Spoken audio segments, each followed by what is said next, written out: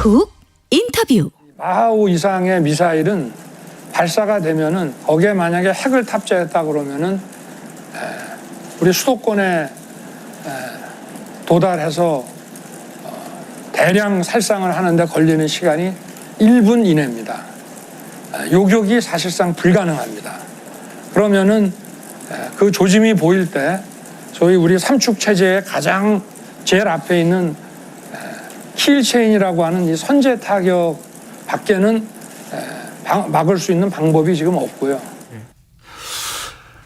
새해 들어서 두 차례 북한이 미사일 시험 발사를 했습니다. 왜 계속 쏘는 걸까요? 청와대는 강한 유감이다. 국민이 불안하지 않도록 필요한 조치를 해나가겠다고 단호하게 밝혔습니다. 민주당 이재명 후보는 한반도 평화를 저해하는 도발이라면서 강하게 규탄했습니다. 국민의힘 윤석열 후보는 북한의 핵미사일 위협 방지책에 대해서 얘기하다가 선제 타격이 답이라고 밝히면서 이 부분은 어떻게 해석해야 되는지 좀 고민을 던져줍니다. 문재인 정부는 북한과 평화쇼에 몰입하고 있다고도 윤석열 후보 비판했는데요. 여야 대선 후보들의 외교 안보 정책 공약 한번 짚어보는 시간 갖겠습니다. 김준영 전 국립외교원장 모셨습니다. 안녕하세요. 안녕하십니까. 오랜만입니다. 네, 윤석열 후보의 발언 들었습니다. 이 발언은 어떤 얘기인지 국민들은 정확하게 이해하기가 어려워요. 네. 그 북한이 지금 자강에 의해서 자기들의 이제 무력을 계속 업그레이드 시키고 있지 않습니까? 네. 그러다 보니까 아마 강한 지도자 상을 좀 보여주고 싶은 욕심이 앞섰던 것 같고요. 예. 근데 이 선제 타격이라는 것은 우리가 어떻게 생각해야 되냐면 정치가가 할 말이 있고요. 군사 작전 용어이기도 합니다. 예를 들자면 틀린 말은 아닙니다. 왜냐하면 군사작전을 하는 부대가 선제 타격으로서 괴멸시킨다면 그보다 좋은 게 없겠죠. 네. 그러나 정치가가 이 얘기를 할 때는 선제 타격은 전쟁을 먼저 일으킨다는 뜻이 되거든요. 예. 그러니까 이 차이를 분명히 보셔야 됩니다. 이 차이 틀린 말은 아닌데 네. 정치가가 할 말은 아니다. 네. 국민의힘에서도 이거는 문재인 정부의 국방백서에도 나오는 말이다. 선제 타격은. 그래서 틀린 말이 아니다 했는데 틀린 말은 아니다. 국방 쪽에서 보면 틀린 말은 아닌데 정치가가 국방백서에도 나오지 않습니다. 나오지 않습니까? 않습니다. 그래요? 나온다고 했는데요? 네, 국방백서에는 그러니까 두리뭉실하게 선제 타격이라는 용어를 쓰지 않습니다. 그래요? 그렇습니다. 쓰지 않고요. 도발 징후가 보이면 명시돼 있지 않고요. 왜냐하면 이렇게 얘기한다는 자체가 백서도 전체 군사 작전인데 선제 타격은 전쟁 불사론처럼 보여요. 그렇죠. 됩니다. 그렇게 느껴지지 않습니까? 그렇습니다. 네. 3123님께서 선제 타격을 하고 그다음에는 어떻게 되는 건지 묻고 싶어요. 북한이 선제 타격 얻어맞고 반격 없다고 확신하나 봐요. 최선의 전쟁보다는 최악의 평화가 낫다는 말 생각납니다. 이렇게. 예, 그 에라스무스의 말씀인데요. 네. 아주 좋은 말씀하시고 정확한 부분을 지적하셨습니다. 네. 미국이 2017년에 기억나실 겁니다. 트럼프가 때릴 것처럼 얘기를 했었거든요.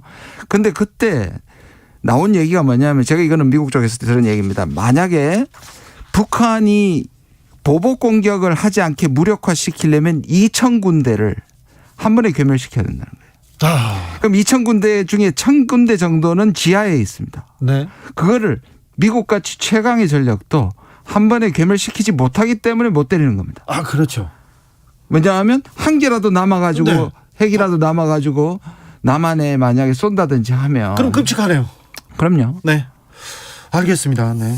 그건 불가능합니까? 2,000군데를 한 번에 그냥 선제 타격으로 다 끝내는 거. 다 끝내는 거는 불가능하죠. 네. 그러니까 전쟁은 선제 타격할 수 없는 상황을 만들어야지 선제 타격을 할 수 있는 상황으로 끌고 간다는 것은 정치가 할 일은 아닌 거라고 생각합니다. 북한이 미사일 발사 징후를 보이는데 그럼 가만히 당하고만 있냐? 그러면서 국민의힘에서는 목소리를 높입니다. 그래서 계속 선제 타격은 틀리지 않다 계속 얘기하는데. 그렇죠. 그게 이제 킬체인까지 얘기를 하셨는데 네. 일단 이게 이제 작게도 있다고 얘기하는데 작게는 아무도 보면 안 되고 공개되면 안 되는 겁니다. 사실 우리나라 작게 여러 가지 나온 게 나돌아다니는 것도 이거 문제입니다. 그래요? 아니 작전 계획을 왜 일반인한테 알립니까? 아니 작전 계획을 알면 그러면 북이 그냥 또 방어를 할 수 그럼요. 없습니다. 지금 이런 선제 타격이나 작계가 어느 정도 알려지면 북한은 훨씬 더 교묘하게 숨길 것이고 네. 교묘하게 보복 작전을 하겠죠. 네. 일단 첫째 작게가 이렇게 논의된다는 건 별로 좋지 않고요. 작게 또 아무도 본 사람이 없고요.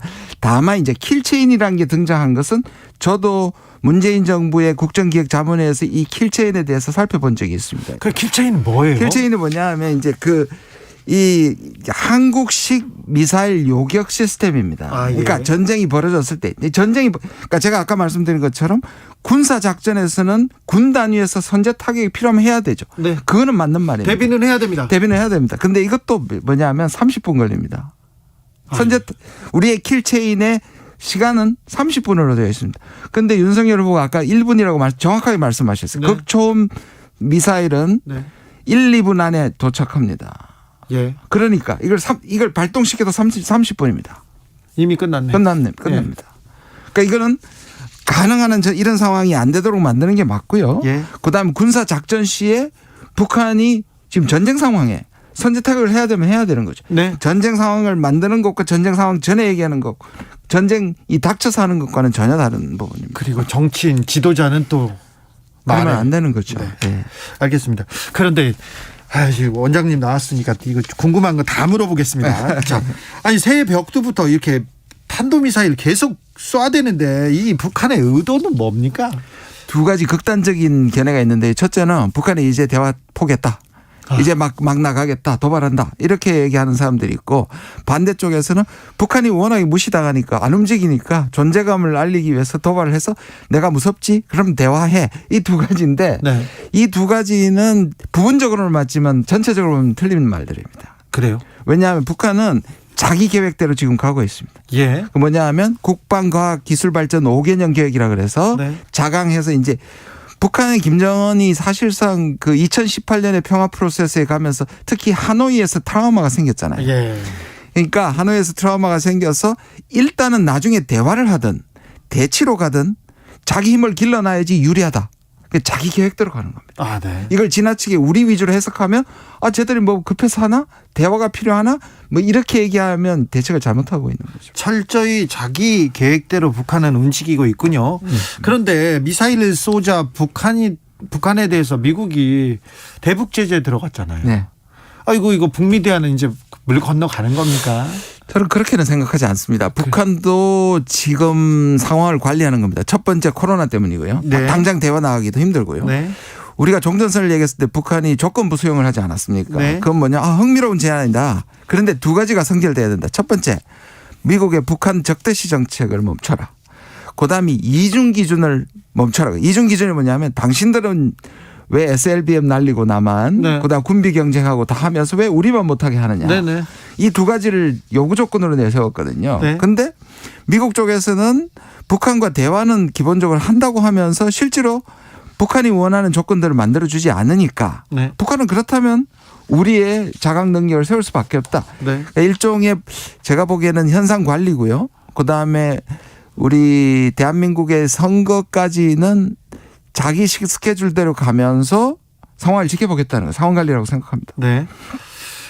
대선 때까지는 그리고 네. 또 북경 올림픽에서도 네. 네. 남북 대화는 조금 쉽지 않아 보입니다. 쉽지 않아 보이는 건 사실입니다. 네. 네. 안타깝습니다.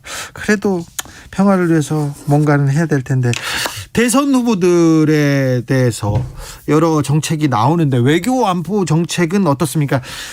대통령, 외교관, 외교 정책 매우 중요하죠. 네. 그 영어 속담에 이런 말이 있습니다. 외교는 마치 카페트 밑에 모든 걸 쓸어넣어 버린다. 그게 뭐냐면 지저분한 것들을 쓸어넣어 버려서 감출 수 있는데 네, 그렇게. 국내 정책은 바로 효과가 나지만 외교 정책은 지금 잘못한 정책이 5년 후 10년 후에 큰 문제가 될 수 있거든요. 네. 그래서 사실상 의전으로 순방 외교하고 이런 것보다도 우리의 전략과 미래에 대한 국익을 생각하는 면에서는 무엇보다 사실상 대통령이 해야 될 가장 중요한 역할 중에 하나라고 그렇죠. 생각합니다. 특히 한국이 지금 전 세계 뭐 5강, 7강, 8강으로 간다는 굉장히 중요한 시점에 있고 그럼에도 불구하고 남북한은 지금 긴장 상황에 있는 이런 상황에서 대통령이 누구가 되는 건 굉장히 중요하죠. 네. 각 대선 후보들의 외교 안보 정책 조금 어떻게 보고 계신지도 좀 알려주십시오. 예, 제가 뭐 문재인 정부의 국립외교원장을 했고 또 이재명 후보한테 자문을 하지만 제가 지금은 순전히 전문가나 학자로서 말씀을 드리겠습니다. 결국 기본적으로 한국의 보수 이념이 생각하고 있는 한미동맹 절대주의, 그다음에 뭔가 강한 국방력, 선제 타격내도 나시 이제 그런 쪽으로 노선을 잡고 있는 것이 윤석열 후보고요. 예. 근데 이재명 후보는 기본적으로 한반도 평화 프로세스에 대한 것을 개성하겠다. 그러나 그것을 좀 실용적으로 국익 위주로 가겠다는 것으로 아마 대체적으로 그렇게 보여지고요. 아직까지는 구체적이고 명확한 외교 안보 정책은 나오지 않았다. 네, 보이지 않습니다. 네. 5565님께서 그러면 삶은 소대가리처럼 가만히 있으면 됩니까? 얘기하고요. 4307님 선제 타격이 뭐가 잘못됐다는 거지 북한 간첩 아닙니까? 이렇게 얘기하는데 문재인 정부가 북한에 너무 굴종적이었다 이렇게 생각하시는 분들이 좀 있습니다. 북한 도발에 대해서 바로 응징해야 된다. 시원한 모습을 보여라.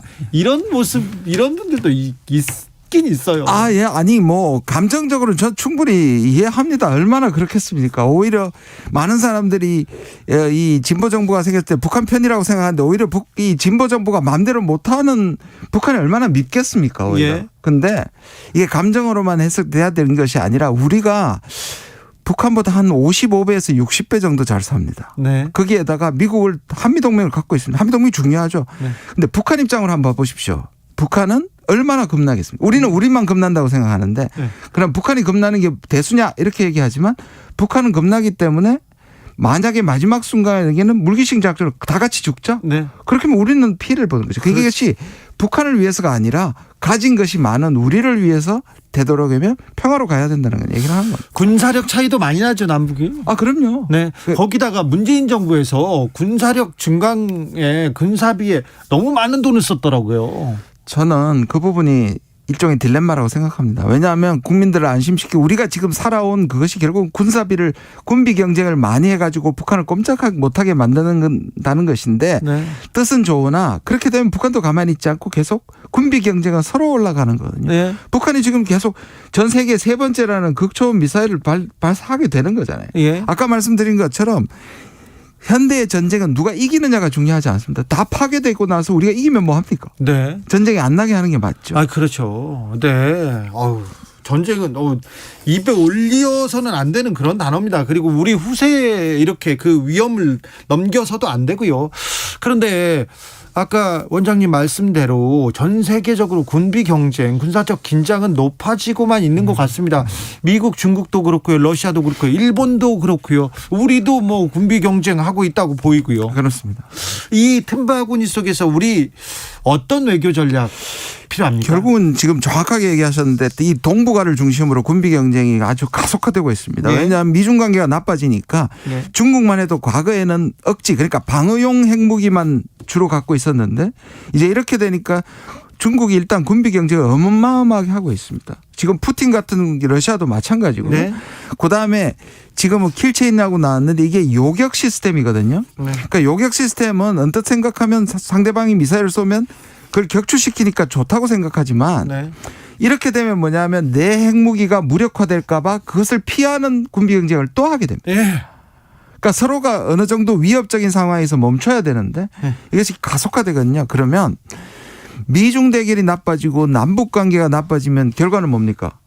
북중러 한미일이라는 네. 다시 냉전으로 들어가게 되겠죠. 예. 그러면 미중은 서로 절대로 전쟁하지 않을 겁니다. 네. 그러면 미중이 충돌할 곳은 바로 이곳이거나 대만이거나 또는 남중국해거나 바로 우리가 있는 주변이 될 가능성이 많은 거죠. 그렇죠. 미국하고 중국이 그냥 싸울 리는 없죠. 그렇죠. 그러면 세계가 멸망이니까요. 국제적으로는 어이구 끔찍하네요. 그렇죠. 네. 꼭 전쟁이 나지 않더라도 그 긴장 상황이 올라가면 네. 소위 말하는 코리아 리스크는 어떻게 할 겁니까? 우리의 경제 우리가 경제나 무역 이런 것도 안 됩니다. 안 되는 거죠. 안 됩니다.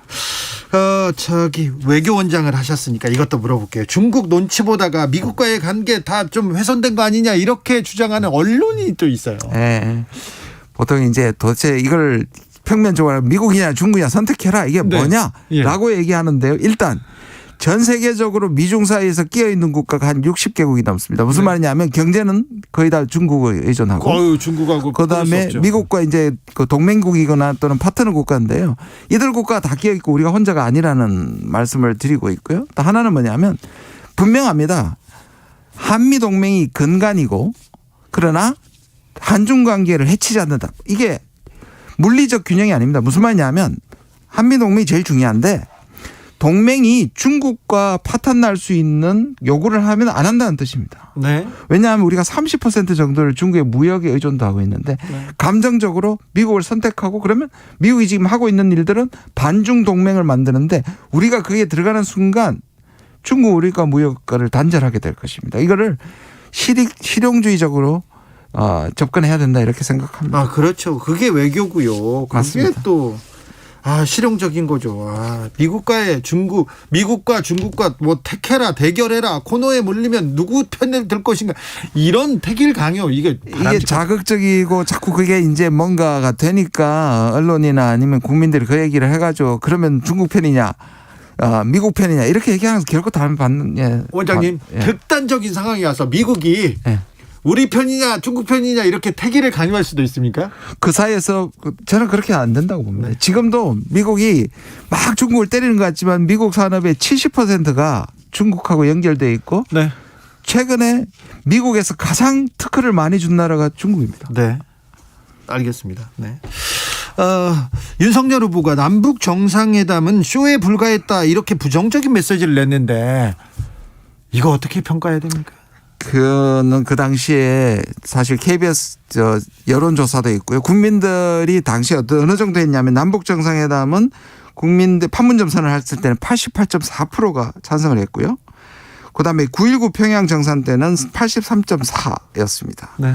그러니까 국민의 80%가 지지했던 것이고 근데 그 결과적으로 우리가 원하는 만큼 기대 수준을 못 이룬 부분이 있지만 그 자체를 평화를 위한 회담이고 그리고 한 번도 없었던 정상회담을 했다는 부분을 쇼라고 얘기한다면 기본적으로 외교를 포기한다는 말과도 비슷하게 들립니다. 저는. 누가 대통령이 되든 남북 정상회담을 해주셨으면 좋겠고요. 평화를 위한 쇼라도 막 해줬으면 좋겠습니다. 좀 실용적이고 실질적인 이벤트보다 실용적이고 실질적인 대책 내놔라 이렇게 또 비판했을 수는 있으나 아무튼 그래도 저는 평화를 위한 쇼는 좀 필요하다고 보입니다. 2565님께서 정치 지도자들은 말을 하지 말라는 것이 아니라 그 무게와 책임감으로 신중하게 말하라는 것입니다.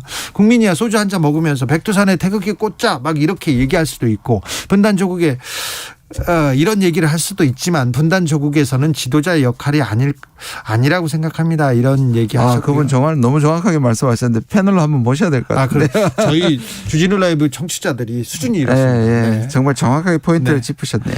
김희영님께서 세계 정세 파악, 주변 국가의 외교 능력, 대통령이 꼭 갖춰야 할 덕목입니다. 이렇게 가장 중요한 덕목이죠. 네, 맞습니다. 진영을 넘어서 진짜 국익을 위해서, 진짜 대한민국의 미래를 위해서 그 외교 안보 대통령 필요합니다. 맞습니다. 그런데 좀 다행인 것은 과거에 보면은 그럼에도 불구하고 후보 때 얘기하던 것과 집권 후에 얘기하는 것은 상당히 간격이 좀 좁아지는 측면이 있습니다. 그러니까 진보 쪽도 생각만큼보다는 중간으로 좀 오고요. 그다음 보수 쪽에 좀 옵니다. 그거는 뭘 말하냐면 결국 국민들에게 안심을 주고 국가 이익을 위해서 한다고 저는 그렇게 믿고 싶습니다만 그럼에도 불구하고 이 상황이 워낙 어려운 건 뭐냐면 결국 미중 관계 때문에 그렇습니다. 이 미중 관계라는 거대한 변수 때문에 우리가 평화를 하지 않으면 미중 관계의 갈등에 우리가 말려들기 때문에 능력과의 문제이긴 하지만 방향성은 반드시 한반도의 평화는 누가 되든지 추구해야 될 시대적 정신이라고. 첫 번째 덕목이죠. 네, 평화를 놓치고 생각하기 싫습니다. 살기도 어렵고요. 맞아요. 그 부분에 대해서는 저는 선제 타격론을 말씀하셨지만 혹시라도 대통령이 되시더라도 평화로 가야 된다는 부분은 명심하셨으면 좋겠습니다. 그러시겠죠? 네. 여기까지 들을까요? 지금까지 김준영 전 국립외교원장이었습니다. 네, 감사합니다. 찾아, 집중, 새해 기념, 그리고 청취율 조사 기간 겸 주진우 라이브에서 특별한 이벤트를 준비했습니다. 이름하여 전국민 소원지원금 프로젝트 주필